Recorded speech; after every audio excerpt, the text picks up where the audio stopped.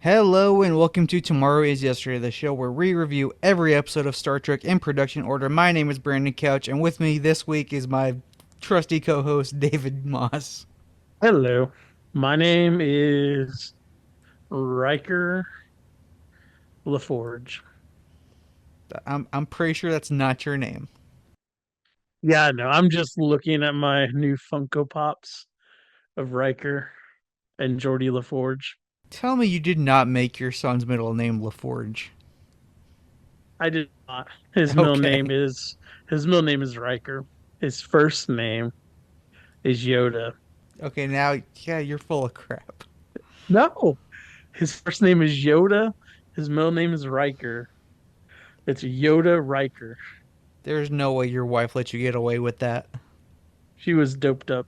She didn't know.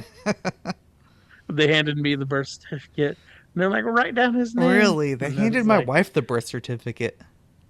but my wife had a C-section. So did mine. And yeah, they handed it to me. And I'm pretty sure like our wives gave birth in the same hospital.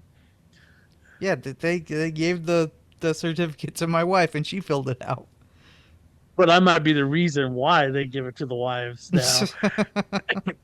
Because what, there's 5 year difference? Something like that. Yeah. All right. All right. What do we usually do? Introduce the We podcast, talk introduce about each Star other. Trek. The spotlight segment. What are we doing this month? Let me decide right now on the fly. Are you still on the hellscape that is Twitter? Well, if you are, go check out at Tomorrow Trek Pod. If not, I get it. I only have Twitter to promote this podcast. I mean, Twitter doesn't exist anymore. It's X. Shut up. Okay. Now are you ready to get into this episode? Yes. Shore Leave first aired on December 29th, 1966, was written by Theodore Sturgeon and directed by Robert Spar. So this was Robert Spar's only episode, and let's talk about why. According to Herb Solow and Robert H. Justman's book Inside Star Trek: The Real Story, they were both producers on the original series, or executive producers. So yeah, they, according to their book, director Robert Spar did an excellent job on this episode and successfully managed to direct it simultaneously with the shooting script being written. So like they were still writing the script as he was shooting it. However, the cast disliked working with him, which resulted in the episode being his only Star Trek episode. According to Justman, the challenging task of directing the complicated episode literally hours after the script arrived resulted in Spar not concentrating enough on the actors, hurting their egos. Justman tried to bring Spar back to the series in the second season, but it didn't happen. So basically, he didn't come back because the actors had bruised egos. I've heard a lot of bad things about the actors in Star Trek in the 60s. I've heard about like two of them, two of the actors. I bet you can guess which ones. Nimoy and who played Kirk? Shatner. Yes, yes, Nimoy and Shatner. Yep. Shatner still sometimes goes on Twitter and is like, "They didn't put me in the Star Trek Day poster." Uh, I mean, do they really need to? I know, right? But no, apparently he's got like a bunch of fans being like, "They're not putting William Shatner in the Star Trek Day poster." Not that William Shatner has anything to do with the current Star Trek Day things. They're afraid of the Kirk character, even though Kirk is literally in the Strange New World series that's currently airing. I mean, they Yeah, should stuff start like that. putting that Kirk. Yeah. I mean, I wouldn't be opposed to just starting to write off William Shatner. Yeah. He has a documentary coming out this month. What's it called? You Can Call Me Bill. You can call me Bill. My wife's laughing because she only hears my side of the conversation to this. All right. Let's talk about the cast then. All right, we have Emily Banks as Yeoman Tanya Barrows, who in the original script was supposed to be Janice Rand, but obviously isn't because Grace Lee Whitney was fired before this episode was filmed. Then we have Oliver McGowan as the caretaker, Perry Lopez as Lieutenant Esteban Rodriguez, DeForest Kelly as Dr. Leonard McCoy, who we last saw in the Menagerie part. I wrote one. Wasn't he in two? Maybe he was just in one. Now I'm confused. I'm gonna trust me who wrote these notes. The Menagerie Part 1. I wouldn't trust him. We have George Takei as Lieutenant Sulu, who we last saw in the Galileo 7. Bruce Mars as Finnegan. Barbara Baldwin as Lieutenant Angela Martine, who we last saw in Balance of Terror. Nichelle Nichols as Lieutenant Uhura, who we last heard in the Menagerie Part 2. Marcia Brown as Alice. Sebastian Tom as the Samurai Warrior. And Shirley Boone as... Shirley... Dang it, I need to look these up ahead of time. It's spelled Boone. So I'm going to go Shirley Bone as Ruth. Who played the White Rabbit?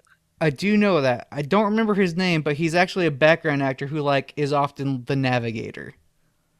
I didn't write down his name, but he is someone who has been a part of Star Trek. I can't believe you didn't write his name down. He wasn't credited in the episode. I only write down the people who are credited. Why was he not credited? Probably because he was in a bunny suit. I mean, if I put a sloth head on and did these, would you not credit me? We've already done that, so Uh, someday we'll pivot to video and you can do that for the audience. yeah. We open with a shot of the Enterprise and cut to the bridge. Kirk asks if Spock's heard from the landing party. Spock says their report should be in soon. Then Kirk's back starts to hurt and Barrows starts rubbing it. That's it.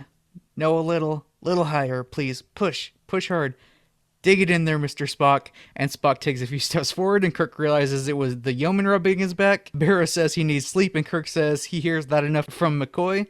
Spock says, Dr. McCoy is correct, Captain. After what the ship has been through in the last 3 months, there's not a crewman aboard who's not in need of a rest. Myself accepted, of course. I'm not gonna lie. So the minute the yeoman started scratching his back and he didn't realize that it was her, I was like, this is gonna be a good episode. Yeah. This is a fun one. I'm This is a fun episode. not gonna lie, like it's gonna be ranked pretty high. All right. Kirk tells Uhura to send McCoy's report to his quarters and leaves the bridge. Cut to the planet's surface. McCoy and Sulu are walking through a beautiful park. I like Sulu's opening lines. Beautiful. Beautiful. No animals, no people, no worries. Just what the doctor ordered. Right, doctor? McCoy's like, yeah, we're one tired ship. Sulu asks if he thinks the captain will allow shore leave here. McCoy says it depends on all of the landing party reports, but he's got to see this place. It's like something out of Alice in Wonderland. Sulu says the captain would like it, and McCoy says he needs it. You've got your problems, I've got mine. He's got ours plus his plus 430 other people. I think I have read and seen Alice in Wonderlands that are completely different than what he saw, because it would not have looked like that in Alice in Wonderland. All right, Sulu goes off to scan some plant life. McCoy walks off a bit and sees a giant white rabbit, saying he's late and bounces off. Then a little girl asks Bones where the rabbit went, and he just points and she runs off. McCoy yells for Sulu. Sulu didn't see anything and asks, "What is it, Doc?" He should have said, "What's up, Doc?" It was right there. It was right there. Was Bugs Bunny around then? Yes. Pretty sure Bugs Bunny started in the 40s. When did he start saying, "What's up, Doc"? I don't know, probably pretty early. Next That line was question too is, close to "What is it, Doc?" for "What's up, Doc?" not to be a thing. Anyways, that's our teaser. That's a good teaser. It My is. favorite. Captain's log, stardate 3025.3. We are orbiting an uninhabited planet in the Omicron Delta region. A planet remarkably like Earth, or how we remember Earth to be. Park-like, beautiful, green, flowers, trees, green lawn, quiet and restful. Almost too good to be true. Omicron Persei 8. That's what I think of it as. You know where that is? No. Futurama? And that's You why I don't- don't know what it is. You don't watch Futurama? No, I don't watch Futurama. How dare you? I wasn't allowed to watch Adult Swim as a kid. I mean, it was on Fox at one point in time, and it's on Hulu now. Just not interested. It is the best. All right. Anyways, where was I? The captain's log just ended. Okay. Kirk's at his desk. Barrows says she doesn't see his name on any of the landing parties, and Kirk's like, yep, dismissed. Barrows leaves, and Spock enters. Kirk asks Spock which section of the ship Spock wants to leave with. Spock says, neither, I'm actually going to rest. Running around on grass doesn't make any sense. Uhura calls in to tell Kirk that McCoy's calling. Bones asks Kirk if he's beaming down. Kirk says no, and Bones says, well, either our scouting probes and detectors are malfunctioning, and all us scouts are careless and beauty intoxicated, or I must report myself unfit for duty. Kirk asks what's going on, and Bones says that on an uninhabited planet he saw a big rabbit pull out his watch and say he's late.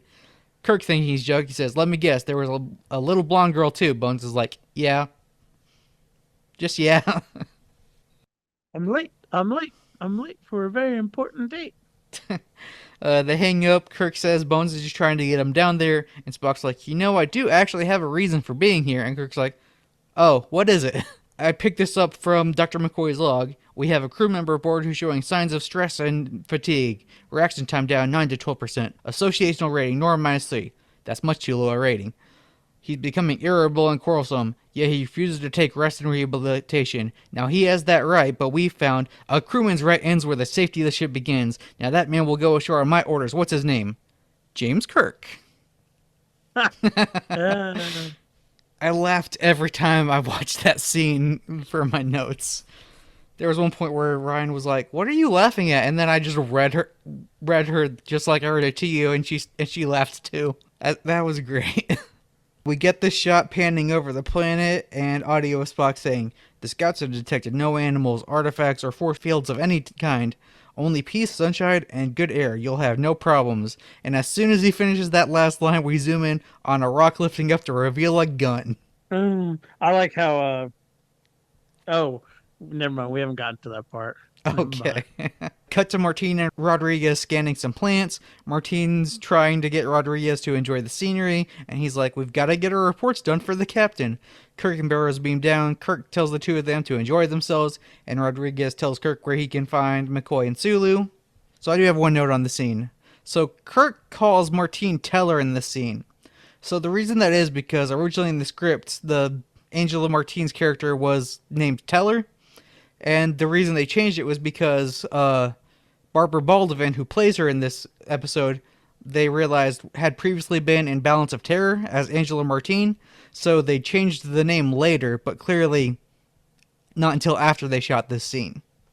So it's kind of exactly what happened with Kevin Riley in, what was that one with the Shakespeare people? The Conscience of the King, and how he was in The Naked Time before that, but clearly they caught that one like ahead of shooting all the scenes because he had the same name in both the whole time. Oh, okay. I don't think I recorded Conscious of the King. No, you didn't. That was one I did with Ryan. Yeah, I think that was like the first one I missed because No, it was the second because the first one was Miri. Paramount keeps trying to get me to watch it. I'm like, nah.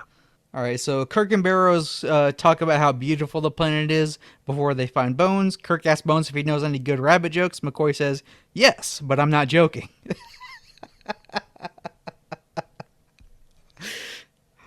I was reading my notes, then I just looked over to see you making that face. Just so the listeners know, we started doing this podcast remotely, and I'm over here making faces at couch while we're doing this. Oh yeah, I meant to mention that at the top of the show. So if our audio is weird, it's because we're doing Zoom for the first time. We'll try to fix it in the future if it's weird. All right, so yeah, Kirk asks McCoy if he knows any good rabbit jokes. He says, yeah, but I'm not joking. And shows Kirk the footprints. Stop it, David, stop it. Kirk asks Sulu. Kirk asks if Sulu saw it, and Bones says, nah. Bones says no. Kirk orders a herd to keep everyone on the ship. Then they hear gunshots. You got anything?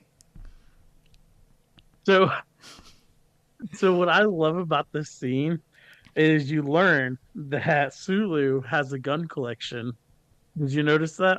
I did notice that. That was going to be my notes for this scene once we get to Sulu. I was But like, yeah. oh, I'm sorry, I'm a scene ahead. No, you're fine. You're fine. But But I yeah, was like, Sulu has a gun collection. That's kind of odd. I was like, Sulu must be from Texas. I don't think Sulu's from Texas. Oh. All right. So yeah, Kirk pulls his phaser and they all run to where the shooting comes from, and it's Sulu. Kirk asks Sulu what he's doing, and I'm just gonna read what Sulu says. Target shooting, Captain. Isn't it a beauty? Haven't got anything like this in my collection. So Kirk asks where he got it.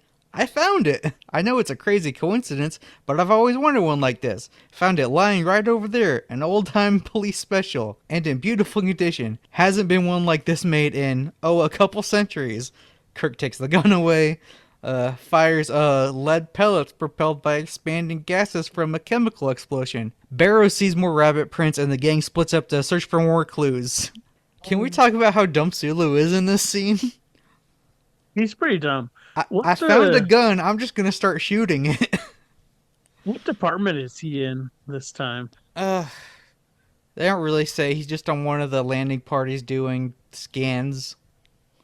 But yeah, usually he's the helmsman. And usually the helmsman would stay on the ship if you're scanning a new planet. Yeah. I don't know. I think it might be canon that Sulu's like also the security chief or something like that. Maybe. I don't know. I But mean, yeah. I know at one point he was an astrophysicist. No, he was the astrosciences head. Yeah. Not even Just an like- astrophysicist. Just like 7 of 9. Uh, But yeah, Sulu has a gun collection, and he picked up a gun, and instead of being like, hey, why is there an Earth gun on this planet? He just starts shooting it. I think a lot of people are making a lot of bad choices in this Yeah. one. Yeah. Alright, we see Kirk and Bones walking away together, and this antenna pops up behind them. Kirk says, this is turning out to be one very unusual shore leave. Bones says, well, it could have been worse. Kirk asks how, and Bones says, you could have seen the rabbit. They joke around about how Bones is feeling a little bullied. Kirk tells him about his old bully at the academy, Finnegan. Finnegan. We learned that Kirk was like a very serious cadet. Very much not like the 2009 movie Cadet we see Kirk as.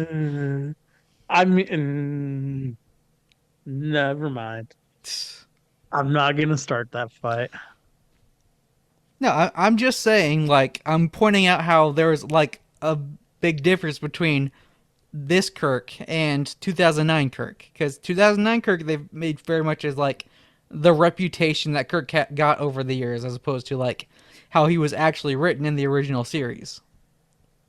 Right. And I think that movie actually does a good job of explaining there's a reason they're so different, because Shatner's Kirk grew up with his father. Pine's Kirk didn't. Like, that's like the big difference of how they were raised and like how they're so different. Like, that's like the Right. starting point. Right. But yeah, For a sci-fi movie, it's a pretty good movie. yeah, it is a good movie. A good sci-fi movie, yeah. Good Star Trek movie. Good sci-fi movie. Anyway. Okay, it is better than most of the Star Trek movies. And it's the one that broke the whole odd movie Star Trek curse, so give it credit for that. Okay. They see more prints. Bones follows the rabbit prints. Kirk follows the little girl prints. But Kirk doesn't run into a little blonde girl. He runs into Finnegan. Finnegan punches Kirk square in the jaw, but then Kirk hears Barrow screaming and he runs to help. Wasn't Finnegan mentioned another time later No. on? Or maybe later on, I don't know. But this is definitely the first time he's been mentioned. Kirk and Bones make it to Burroughs, whose uniform is torn. They ask what happened. She says she was attacked by a man with a cloak and a dagger with jewels on it. Bones says that sounds like Don Juan, and she's like, yeah, I was daydreaming about him before it happened. Kirk asks what happened to Sulu, and she says he ran after Don Juan. Bones stays with Burroughs, and Kirk goes looking for Sulu. So I Googled what Don Juan was or who he was, and Google did not know. So Did you spell it correctly? Donjuan, right? Okay, yeah. I don't know. Yeah. Apparently he was a character. I'm gonna guess a literary character. Huh. I know Desi. I know Ricky was in an episode of I Love Lucy. Ricky was trying to audition for a part as Don Juan in a movie. I know that. Yeah, I don't know. Like the I only thing know that came he's up like a was, character who's kind of a ladies' man because he was referenced in one of the Barney Stinson written Bro Code books. Huh. So I know that. The only thing that came up for me was like self-help books by some author named Don Juan. I was like, I don't think this is it. Yeah, no, that's not it. But yeah, I find it hard to believe that characters in the 23rd century will still know who Don Juan is when we don't. I mean, maybe he'll pick up steam later on. All right, so Kirk takes a jog over to Vasquez Rocks. He's yelling for Sulu. He stops and picks a flower, and then out of nowhere, Ruth, one of Kirk's old girlfriends, appears, and she starts kissing him, and that is the end of Act 1. We're only on Act 1. Yes, we just finished Act 1. Not much has happened yet. Okay. Captain's log, stardate 3025.8. Investigation of this increasingly unusual planet continues, and we are seeing things that cannot possibly exist, yet they are undeniably real. Kirk tries to call Bones, but doesn't get anywhere, so then he tries calling Ruth, tries talking to Ruth. He asks her how she can be here, and how she hasn't aged in 15 years. She says, that doesn't matter. Are you playing video games? No. Kirk gets a call from Bones on his communicator. Bones asks if he found Sulu. No, but I'm sure he's alright. Are you alright? Yes, I'm fine. Then Kirk gets a call from Rodriguez. Rodriguez says he saw a flock of birds, and Kirk's like, what's the matter? You don't like birds? Rodriguez is like, sure I do, but this planet's supposed to be uninhabited. Then offhand, I'd say our instruments are defective. There are indeed life forms on this planet. Sir, we couldn't have been that wrong. And then Kirk snaps out of it and orders Rodriguez to tell everyone to meet at the Glade. Kirk tells Ruth he doesn't want to leave, and she says he'll see her again if he wants to. You know, Yeah. to me, my first bet that something is way wrong, and that the sensors probably are working, and there's probably a machine or something, is the fact that you just saw a giant white rabbit. Kirk is acting very high in this scene. It's really weird. And they don't explain that. Yeah. Yeah. And Ruth is never mentioned any other time in Star Trek history. Yeah, but you know what? Kirk has a lot of girlfriends who aren't mentioned any other time in Star Trek history. Kirk then gets a call from Spock on the bridge. Spock says, getting strange readings from the planet's surface, Captain. Some sort of power field down there. Kirk asks for specifics. Spock says, highly sophisticated type of energy, draining our power and increasing, beginning to affect our communications. Kirk asks if he can locate it. Spock says, could be coming from beneath the planet's surface. Patterns would indicate some sort of industrial activity. Kirk says they'll keep investigating. Cut to McCoy and Barrows walking through the woods, talking about how beautiful it is. Barrows says that in a place like this, a girl should be dressed like a fairy tale princess. Sorry, my child's being cute. You're good. Talking about doing terrible, stupid things. Why would you just find a dress in the woods and put it on? Because this was written in the 60s. What will happen when everything disappears and that dress disappears, and you have no clues. She says someone should be dressed like a fairy tale princess. McCoy says then she'd be fighting off a whole army of Don Juans and him. Then all of a sudden, princess dresses appear. McCoy talks her into putting one on, and she tells him not to peek, and McCoy says, "My dear girl, I'm a doctor. When I peek, it's in the line of duty." Which is a funny line, but also very creepy. It is very creepy. McCoy gets a call from Rodriguez telling him to meet at the Glade, and then the communicator cuts out. Okay, I got one note for that scene. This is one of the few episodes where Bones gets to flirt with the girl and Kirk doesn't. Go Yeah, Bones. they spent their vacation together. What do you think they were doing? Do what? Bones getting a bone. Ryan says Bones getting a bone. Later on, he does. Yes, I'm pretty sure Bones gets some bone in this episode. Yeah. We get a shot of Rodriguez Martin dealing with the tiger. Now you'll notice that the tiger doesn't actually come into contact with anyone in this episode. Shatner wanted to wrestle the tiger. He had to be convinced that that was a bad idea. I mean, back in the 60s, it wasn't. No, I'm pretty sure it was still a bad idea. But nobody thought about it like that. I'm pretty sure they did. Otherwise, they probably would have let Shatner wrestle the tiger. We get a shot of McCoy seeing Burroughs in her new dress, cut to the Enterprise, and Spock on the bridge hearing Kirk say, "You're the science officer, Mr. Spock. I want some answers."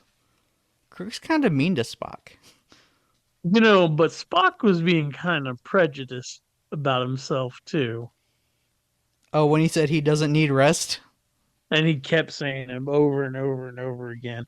I don't blame Kirk at this point because he's probably like, I'm just tired of you, Spock. Cut to Vasquez Rocks. Kirk's basically listing all that's happened. There was Alice in Wonderland, the gun, the birds, the two people I saw. Spock asks if it could be hallucinations. Kirk says one of the hallucinations knocked him on the ground. Spock asks if he should beam down armed security. Kirk says, no, they all have phasers. And Kirk sees some birds. We already know what's going to happen. The phasers won't work. Yep. Alright, cut to Sulu walking through the rocks when a samurai pops out and starts swinging a sword at him.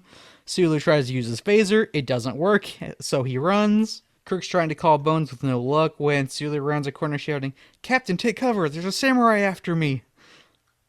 Kirk doesn't see anything, and Sulu's like, but there was! You gotta believe me! And Kirk's like, yeah, I've been seeing weird stuff too. And asks Sulu if Sulu's seen any of the crew members. Sulu got a call from Rodriguez to meet at the Glade, but that's it. Then he tells Kirk that his phaser isn't working. Kirk pulls out his phaser and tries to fire it with no luck. Then we see Spock beaming down, but it's taking longer than usual. Once fully formed, Kirk tells Spock that his orders were to stay on the ship, and Spock responds, "Necessary, Captain. Unable to contact you by communicator, and the transporter is useless to us now. As I told you before, there's an unusual power field down here. It's soaking up all the energy at the source. I calculated the rate of its growth and reasoned that I just might be able to transport one more person." I wonder who that person will be. It was Spock. Spock was the one more person. Uh, Alright, cut to McCoy and Barrows at the Glade. They're the first ones there. McCoy says something about a brave knight. McCoy shouldn't have said that. yeah. Yeah. Cut back to Kirk, Spock, and Sulu. They hear the tiger and move out. Back at the Glade, McCoy and Barrows see a knight on a horse. McCoy says this stuff can't be real, so it can't hurt him. The knight charges him, and Kirk and Spock get there just in time to see Bones die. And that is the end of Act 2. With Bones dying. Yeah. I wanted to say, Jim, I'm dead. I'm dead, Jim. I'm dead, Jim. We should make a shirt. This is I'm dead, Jim. I'm dead, Jim. I'll look into that. Captain's log supplemental. All contact with the Enterprise has been lost. We're trapped here. Our ship's surgeon, my personal friend, is dead. We're certain now that whatever we're facing is terribly real. We open with Kirk, Spock, and Barrows kneeling over McCoy's dead body. Barrows is crying, saying it's all her fault. Kirk snaps her out of it, reminding her that they need every crew member alert and thinking. Sulu yells for the captain and shows him that that's not a person in the knight's armor. Kirk yells for Spock, and he and Sulu do this smooth tricorder handoff. Must have missed that. Yeah, it's like Sulu is with the Knight, and he yells for Kirk. Kirk goes over, and then they talk a bit. And then Kirk yells for Spock, and then he and Sulu trade places, but in the middle, like, they hand off the tricorder. Sulu hands off the tricorder to Spock. And then Spock and Kirk talk next to the Knight's body. It was a very smooth handoff, though. I don't think I fully paid attention at that part. All right, Kirk asks Spock what he thinks. Spock says, "This is not human skin tissue, Captain. It more closely resembles a cellular casting we use for wound repairs." Kirk says he wants to know exactly what it is. Spock pauses for a moment and says, "This is definitely a mechanical contrivance. It has the same basic cell structure of the plants here, even the trees, the grass." Kirk's like, "So is this a plant?" Spock says, "I'm saying that these are all multicellular castings. The plants, the animals, the people, they're all being manufactured." Spock says all we know for sure is they act exactly like the real thing. We hear a plane. Plane, the plane. Alright, so yeah, we hear a plane and cut to Rodriguez and Martine looking at a plane. Martine asks what it is, and Rodriguez says, "Remember what I was telling you a little while ago about the early wars and the funny air vehicles they used?" Martine asks if it can hurt them, and Rodriguez says, "Not unless it makes a strafing run." The correct answer is yes. Yes, it can hurt you. The plane starts shooting at them and they run. They take cover under a tree and Angela falls to the ground. Apparently she's dead. He's dead, Jim. She's dead, Jim. Bones can't say that. He can't because he's dead. Yeah. Back at the glade, they hear the plane again. Then Sulu realizes that McCoy's body's gone. Barris points out that the Black Knight's gone too. Kirk asks Spock for an analysis, and Spock's like, "Well, this isn't scientific, but what were you thinking about right before you saw those people?" Kirk says his days at the academy, and all of a sudden Finnegan pops up again. My only note for the scene is Barrows calls them a Black Knight. It wasn't a Black Knight, it was a normal knight. A Black Knight's what you call it if they were wearing like black armor, and clearly a villain. They weren't wearing Right. black armor. Yeah, they weren't. But I mean, they're long enough away from the time of the knights that they might have gotten confused. You know what? They're not long enough away from the time of night movies. I mean, but they don't watch movies. I'm just saying, like, there's no reason to assume that's a Black Knight, because there's nothing indicating blackness. I don't know. Alright, Kirk chases Finnegan back to Vasquez Rocks. Finnegan's taunting him the whole time. Kirk finally catches up and Finnegan attacks him. They fight a bit. Finnegan gets Kirk on the ground and says, "You stupid underclassman. I've got the edge. I'm still 20 years old. Look at you. You're an old man." Kirk attacks Finnegan and they fight some more. Finnegan fakes a broken back, and when Kirk tries to help him, Finnegan flips him over and knocks him out cold, and that is the end of Act 3. Act 4 picks up right where Act 3 leaves off. Kirk wakes up. Finnegan's like, "You never could take me." Kirk wants answers. Finnegan says he has to earn them and throws dirt in his face. They fight some more. The fight's over. They're both on the ground. Finnegan says, "Not bad. Kinda makes up for things, huh, Jim?" "A lot of things. What's been happening to my people?" "I never answer questions from plebes, Jimmy boy." "I'm not a plebe. This is today, 15 years later. What are you doing here?" "I'm being exactly what you expect me to be, Jimmy boy." They both get back up. Kirk knocks Finnegan out. Spock then appears out of nowhere and asks if Kirk enjoyed that. Kirk's like, "Yeah, I did." Spock says that supports a theory he's working on. Kirk realizes that these are all things that the crew were thinking about at the time. Spock answers, "Yes, somehow our thoughts are read. These things are quickly manufactured and provided for us. The force field we encounter is obviously underground, manufacturing these things. Passages lead to the surface, as for example, when Rodriguez thought of the tiger, Kirk tries to stop Spock because then the tiger shows up. They run away, the plane comes down and shoots at them. Then the samurai pops up and they just knock him over. That part was funny, like samurai comes up and like they just both knock him over. Yeah. I can relate to Kirk in this. There's plenty of people from high school I wish I could beat the crap out of. Yeah. Me too. Yeah. Plenty. Actually, like 2. Yeah. Back at the Glade, Barrows is putting her uniform back on when Don Juan shows up and grabs her while swinging a sword at Sulu and Rodriguez. Kirk and Spock show up, Don Juan runs away, and Kirk orders them all to stand attention and not speak or think. Out of nowhere, this old guy shows up and Kirk asks, "Who are you?" And he says he's the caretaker of this place. We just now figured out that you didn't know what was going on. Sorry about that. We were trying to amuse you. Kirk's like, "Is that what you call it?" Then the caretaker says, "But none of this is permanent. Here you have to only imagine your fondest wishes, either old ones which you wish to relive, or new ones, anything at all. Battle, fear, love, triumph, anything that pleases you can be made to happen."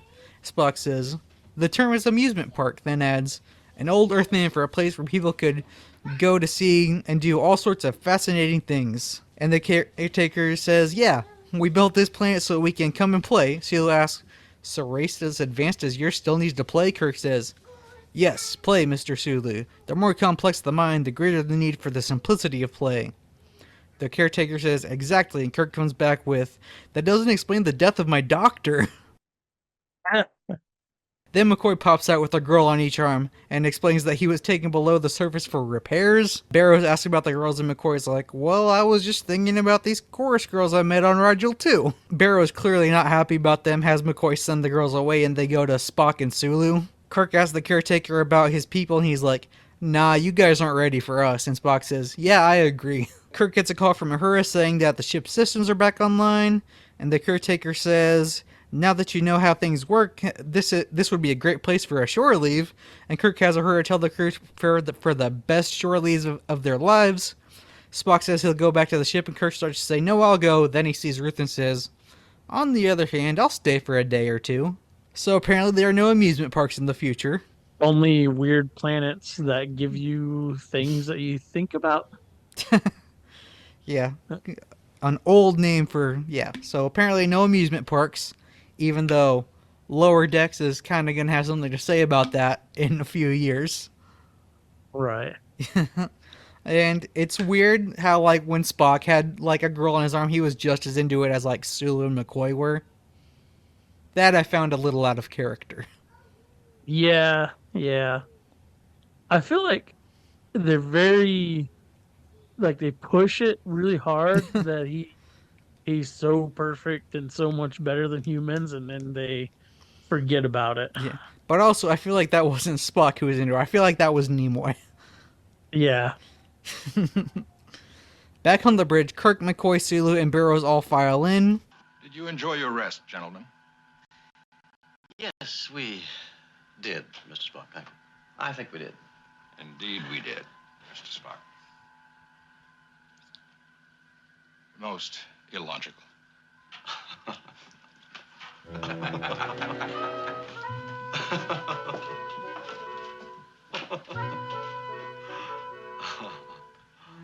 Ahead warp factor 1, Mr. Sulu.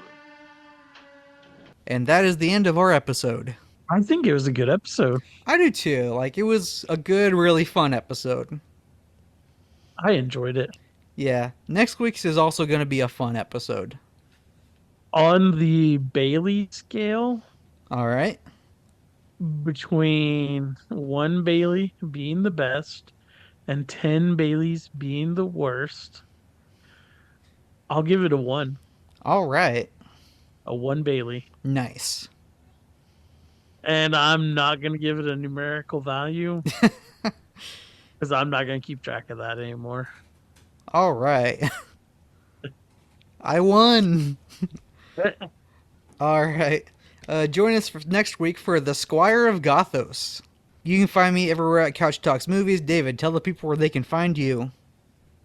You can find me on Monopoly Go under DStud65. You can find me on Xbox Live under DStud65. You can find me on TikTok at Commodore Moss. And you can find me on Tomorrow is Yesterday, Star Trek podcast. Okay. You can find the show at Tomorrow Trick Pod on Instagram, Twitter, YouTube, TikTok, and at patreon.com/tomorrowisyesterday. And, keep an eye on that this weekend. We're going to be posting new stuff. We're going to start our March Madness bracket tournament of captains to see who the best captain is. And we're going to make the first one free. So check out patreon.com/tomorrowisyesterday to check out the first episode of that. And if you like it, maybe subscribe. And don't forget to check out our stuff on the Couch Podcast Network store at couchleaders.com. It's a long story. And until next time, Live long and don't be late.